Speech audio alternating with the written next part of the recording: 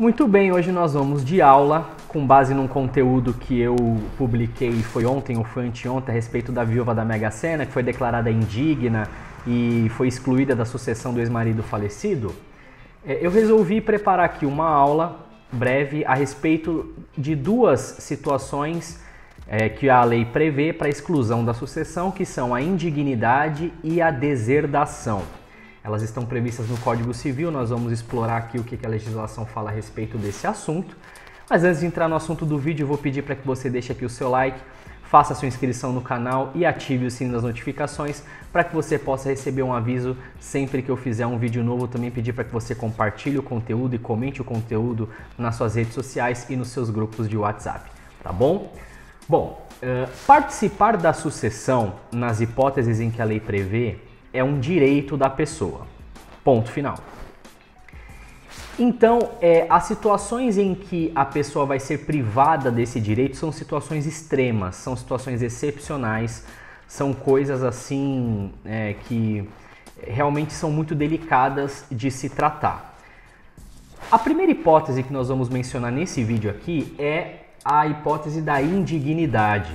Nós vamos ler aqui brevemente o artigo 1814 do Código Civil, que diz o seguinte: são excluídos da sucessão os herdeiros ou legatários, inciso 1º, que houverem sido autores, coautores ou partícipes de homicídio doloso ou tentativa deste contra a pessoa de cuja sucessão se tratar, seu cônjuge, companheiro, ascendente ou descendente, inciso 2º, que houverem acusado caluniosamente em juízo o autor da herança ou incorrerem em crime contra a sua honra ou de seu cônjuge ou companheiro. Inciso 3º, que por violência ou meios fraudulentos inibirem ou obstarem o autor da herança de dispor livremente de seus bens por ato de última vontade. Então, essas são as três hipóteses de indignidade que podem vir a levar o herdeiro ou legatário a ser excluído da sucessão do autor da herança. O artigo 1815 ele diz o seguinte: a exclusão do herdeiro ou legatário em qualquer desses casos de indignidade será declarada por sentença. Parágrafo 1º. O direito de demandar a exclusão do herdeiro ou legatário extingue-se em 4 anos contados da abertura da sucessão. Na hipótese, agora o parágrafo 2º, na hipótese do inciso 1º do artigo 1814, o Ministério Público tem legitimidade para demandar a exclusão do herdeiro ou legatário. Então, o que nós vemos a partir desse artigo 1815? Primeiro, é preciso um processo judicial para que uma pessoa seja excluída da herança por indignidade. Então, nessa situação, é o juiz que vai decidir através de uma sentença. E quem é que pode demandar a exclusão de um herdeiro ou legatário de uma sucessão? O parágrafo 2º diz ali que o Ministério Público é parte legítima no caso do inciso 1º, que é ali a questão da autoria, coautoria ou participação de homicídio doloso ou tentativa deste. O que significa isso é que nas outras hipóteses, outras pessoas interessadas podem vir a demandar a exclusão do herdeiro ou legatário. Vale dizer que a pessoa precisa demonstrar ali o seu interesse de agir, né? É preciso que a pessoa demonstre ali que ela é parte legítima, que ela tem verdadeiro interesse, né, na exclusão daquele herdeiro ou legatário, e não apenas que ela quer tumultuar, enfim, quer se intrometer naquilo que não lhe diz respeito. Não, ela precisa ser parte interessada nessa situação. O direito, como nós vimos aqui, ele se extingue em 4 anos.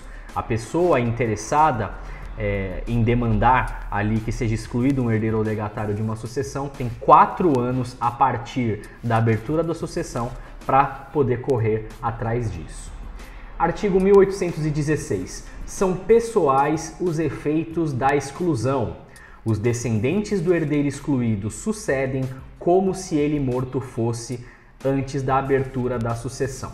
Então, veja, quando uma pessoa ela é excluída da sucessão por indignidade, os efeitos eles são pessoais, ou seja, eles vão recair apenas sobre ela. Se ela tiver descendentes, certo?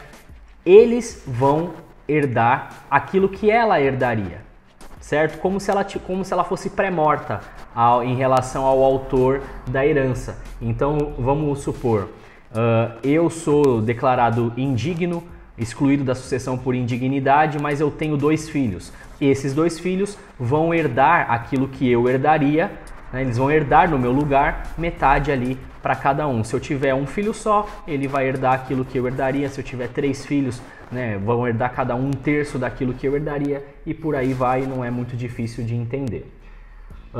O parágrafo único diz o seguinte: o excluído da sucessão não terá direito ao usufruto ou à administração dos bens que a seus sucessores couberem na herança, nem a sucessão eventual desses bens. Então, quando a pessoa é excluída, ela é excluída mesmo.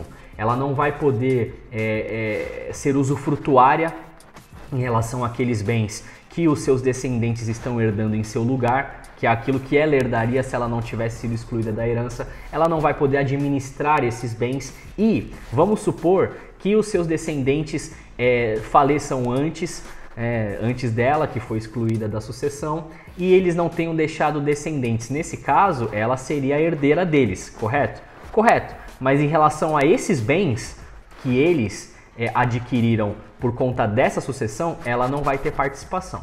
Ela só vai ter participação em relação a outros bens que eles tiverem adquirido que não tenham a ver com essa sucessão polêmica, digamos assim. Artigo 1817. São válidas as alienações onerosas. Eu vou colocar o óculos aqui que eu tô dando até dor de cabeça. São válidas as alienações onerosas de bens hereditários a terceiros de boa-fé e os atos de administração legalmente praticados pelo herdeiro antes da sentença de exclusão, mas aos herdeiros subsiste, quando prejudicados, o direito de demandar-lhe perdas e danos. Então aqui nós vemos uma preocupação da legislação em resguardar terceiros de boa-fé que tenham feito negócio com o herdeiro ou legatário que veio a ser posteriormente excluído da sucessão. Então vamos supor, terceiros de boa-fé tenham feito negócio com ele ali, tenham adquirido aqueles bens ou parte daqueles bens, eles em regra não podem ser prejudicados, né? Se eles estiverem de boa-fé em relação a estes negócios. Também a administração que aquele herdeiro futuramente excluído da sucessão ele tenha praticado, se forem atos ali onde não se vislumbra nenhuma fraude, não se vê nada de errado em relação àquilo, eles também permanecem válidos. Mas os demais herdeiros, que naturalmente são parte interessada na exclusão dessa pessoa, herdeiro ou legatário da herança, se eles se sentirem prejudicados, eles podem demandar perdas e danos. Nesse caso, vai caber a eles provar o prejuízo que eles tiveram, seja com os negócios feitos, seja com a administração praticada pelo herdeiro ou legatário que foi excluído da sucessão. Parágrafo único. O excluído da sucessão é obrigado a restituir os frutos e rendimentos que dos bens da herança houver percebido, mas tem direito a ser indenizado das despesas com a conservação dele. Então, quando uma pessoa ela é excluída da sucessão, ela precisa devolver aquilo que ela oferiu em relação a esses bens, né? Mas ela também tem direito a ser indenizada naquilo que ela gastou conservando esses bens, até porque isso vai aproveitar, né, as demais pessoas que serão beneficiadas com essa sucessão, né, com a aquisição desses bens mediante a sua exclusão. Artigo 1818. Aquele que incorreu em atos que determinem a exclusão da herança será admitido a suceder se o ofendido o tiver expressamente reabilitado em testamento ou em outro ato autêntico. Isso aqui é muito importante. Diz respeito ao perdão. A pessoa que tiver feito algo que justifique a sua exclusão da herança por indignidade, ela pode vir a participar da herança, ela pode vir a ser, vamos supor, absolvida, por assim dizer, da indignidade se ela tiver sido perdoada. Perdoada por quem? Pelo autor da herança. Isso é muito importante. Primeiro, só ele, só o autor da herança é que pode perdoar a pessoa por aquilo que ela fez e assim ela recuperar ou conservar, né, o direito de participar daquela sucessão. Mas como que é esse perdão? Como que funciona esse perdão? Bom, ele precisa ser feito de maneira expressa. De maneira expressa, isso é o primeiro ponto. Não se admite aqui no caso o perdão tácito. O Código Civil anterior, ele tinha ali uma brecha na linguagem que, na interpretação da sua disposição, permitia a compreensão de que havia o perdão tácito, ou seja, quando a pessoa ela não manifesta expressamente a vontade de perdoar o suposto indigno, mas ela pratica atos incompatíveis com a exclusão, né, daquela pessoa. Então, presume-se que ela havia perdoado. No caso aqui, o novo código ele aboliu essa situação, não se admite o perdão tácito, o perdão ele sempre precisa ser expresso. E como que ele é materializado, né? Como que a pessoa expressa ali a sua vontade de perdoar o herdeiro ou legatário que tenha praticado atos dignos, né, da exclusão por indignidade? Primeiro, testamento. Né? O testamento, seja público, particular, etc., ele pode contemplar ali a vontade do autor da herança, do futuro autor da herança, de perdoar aquela pessoa. Ou outro ato autêntico. Então, pode acontecer algumas situações em que você não tem um testamento, mas você tem algum outro documento particular, algum outro instrumento particular que seja ali apto a manifestar de maneira legítima a vontade expressa do autor da herança em perdoar aquela pessoa. Mas sempre, sempre, sempre manifestação expressa de vontade, jamais tácita. Parágrafo único. Não havendo reabilitação expressa, o indigno, contemplado em testamento do ofendido, quando o testador ao testar já conhecia a causa da indignidade, pode suceder no limite da disposição testamentária. Então, vamos supor que a pessoa ela praticou atos que podem levar à sua exclusão da herança por indignidade, mas depois disso, o autor da herança, sabendo, né, desses atos que a pessoa praticou, ou seja, tendo conhecimento deles, vamos supor que ele contemple essa pessoa no testamento. E essa pessoa, nesse caso, aí você tem ali um conflito, né, entre o que diz a lei e no caso aquilo que pode vir a ser demandado pelos demais herdeiros e a vontade do testador, né, no caso no seu instrumento ali testamentário. Nesse caso, a pessoa ela pode vir a participar da sucessão? Pode. Ela pode vir a participar da sucessão no limite da disposição testamentária feita pelo autor da herança. Bom, essas são as questões mais importantes que dizem respeito à indignidade, exclusão da herança, exclusão, no caso do legado, por indignidade, é o que diz o Código Civil a respeito. Agora nós vamos tratar da deserdação. A deserdação, ela, em regra, contempla as situações que são previstas para a indignidade. Qual que é a diferença? Talvez a principal diferença entre a indignidade e a deserdação. A indignidade, ela é declarada por um juiz, numa sentença, né, mediante demanda ali de uma pessoa interessada, sejam os demais herdeiros, seja o Ministério Público, enfim. A deserdação, ela é a manifestação de vontade do autor da herança. É ele que toma a iniciativa em excluir aquela pessoa da sua sucessão. Então, ele deserda. Então, não é um terceiro que decide. É ele que vai se manifestar de que ele não quer que determinada pessoa participe da sua sucessão.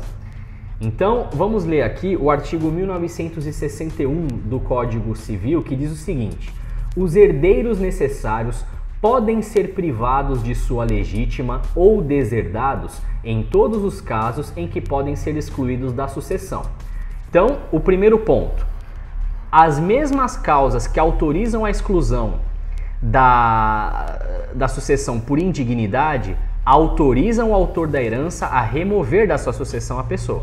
Então vamos supor, ele foi voltar ali no 1814, que de cabeça eu não me lembro bem, 1814. Então vamos supor, houve ali uma autoria, coautoria ou participação em homicídio doloso ou tentativa deste contra o autor da herança, contra o seu cônjuge, companheiro, ascendente ou descendente. Nesse caso, o próprio autor da herança pode tomar a iniciativa de deserdar a pessoa.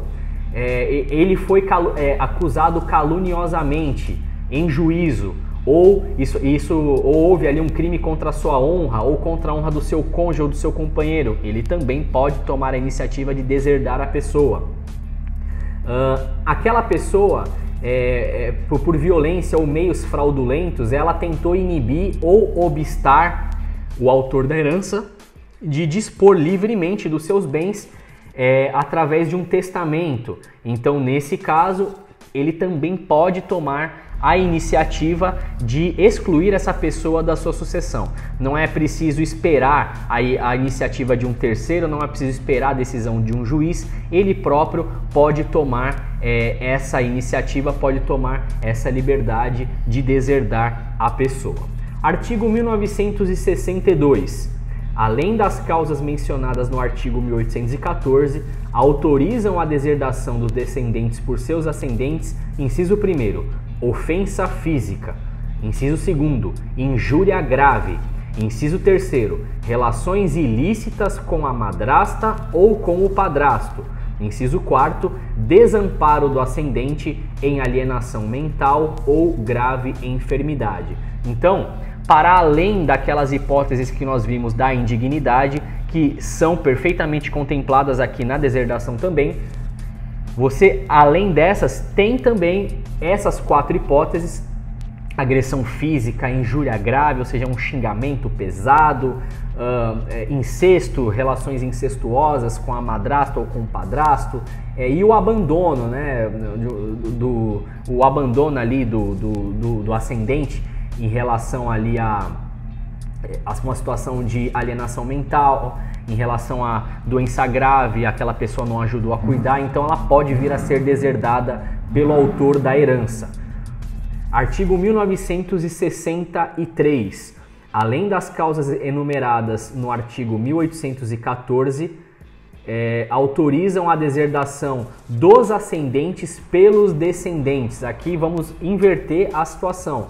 Agora são os filhos deserdando os pais. Ofensa física, injúria grave, relações ilícitas com a mulher ou companheira do filho ou a do neto, ou com o marido ou companheiro da filha ou o da neta, e desamparo do filho ou neto com deficiência mental ou grave enfermidade. Então, nesse caso, nós vemos os descendentes também podem deserdar os seus ascendentes, estando aqui dentro desse rol de hipóteses, além daquelas já previstas nos casos de indignidade. Artigo 1964. Somente com expressa declaração de causa pode a deserdação ser ordenada em testamento. Então, veja, a pessoa que vai deserdar ali o seu propenso sucessor, ela precisa, né, expressamente, isso não vai se presumir, ela precisa expressamente declarar a causa da deserdação. Então ela vai ter que explicar os motivos: estou tomando essa decisão por causa disso. Vamos lembrar o que a gente falou no começo do vídeo. Participar da sucessão nas hipóteses em que a lei prevê é um direito da pessoa. E logo, ela só pode ser privada desse direito em situações extremas, em situações ali excepcionais, situações muito especiais. Então, se ela vai ser deserdada, é obrigação daquele que a está deserdando explicar expressamente, explicar com detalhes ali de uma maneira ali com elementos, né? Enfim, de maneira fundamentada, essa é a palavra que eu estava procurando, o motivo pelo qual ele está tomando essa decisão. Artigo 1965. Ao herdeiro instituído ou àquele a quem aproveite a deserdação, incumbe provar a veracidade da causa alegada pelo testador. Olha só, isso aqui é muito importante. Então, vamos lá. A pessoa ela foi deserdada. Provavelmente ela não vai aceitar isso pacificamente. Ela vai atrás dos seus direitos ali. Ela vai entrar com ação, ela vai entrar ali com processo para poder recuperar ou conservar o seu direito de participar da sucessão. Nesse caso, como é que vai fazer? De quem é o ônus da prova em relação à situação alegada? É do herdeiro instituído ou daquela pessoa a quem aproveite a deserdação. Então é essa pessoa que vai ter que provar que aquilo que o testador disse ali ao deserdar é verdadeiro. Isso é importante, né? O ônus da prova cabe a quem vai se aproveitar da deserdação da pessoa. Parágrafo único. O direito de provar a causa da deserdação extingue-se no prazo de 4 anos a contar da abertura do testamento. Então, esse é o tempo que a pessoa que está que está aproveitando da deserdação da outra vai ter para provar, né, a veracidade da causa alegada pelo testador. Muito bem. Essas são as disposições legais, é o que o Código Civil diz, a gente explicou aqui de uma maneira bastante simples, bastante objetiva, o que é a exclusão da sucessão por indignidade e o que é a exclusão da sucessão por deserdação. Nós vimos aqui que a indignidade ela é feita pelo juiz numa sentença, mediante provocação daqueles que são parte legítima, daqueles que têm interesse na exclusão daquela pessoa da sucessão. A deserdação, diferentemente, ela é uma manifestação de vontade do autor da herança, né? É uma iniciativa que ele toma de maneira expressa. Não é uma coisa que terceiros fazem, é ele quem faz, a deserdação é só ele que pode fazer. Nós vimos aqui as hipóteses, nós vimos aqui o perdão, nós vimos aqui o ônus da prova em cada uma das situações. Espero que você tenha gostado, espero que você tenha entendido. Novamente pedir para que você curta o vídeo, se inscreva no canal, ative o sininho das notificações para que você possa receber um aviso sempre que eu fizer um vídeo novo, também comentar o conteúdo e compartilhar o conteúdo nas suas redes sociais e nos seus grupos de WhatsApp. Tá bom? Eu vou deixar aqui o meu site, o meu Instagram na descrição do vídeo, onde eu estou sempre postando conteúdo, os meus contatos. Eu sou Juliano de Henrique Melo, advogado nas áreas civil e criminal, e estou aí à disposição caso você queira tirar dúvidas, caso você queira explicação a respeito de assuntos jurídicos. Estamos à disposição para o que você precisar, tá bom? Um abraço a todos e a gente se vê nos próximos vídeos.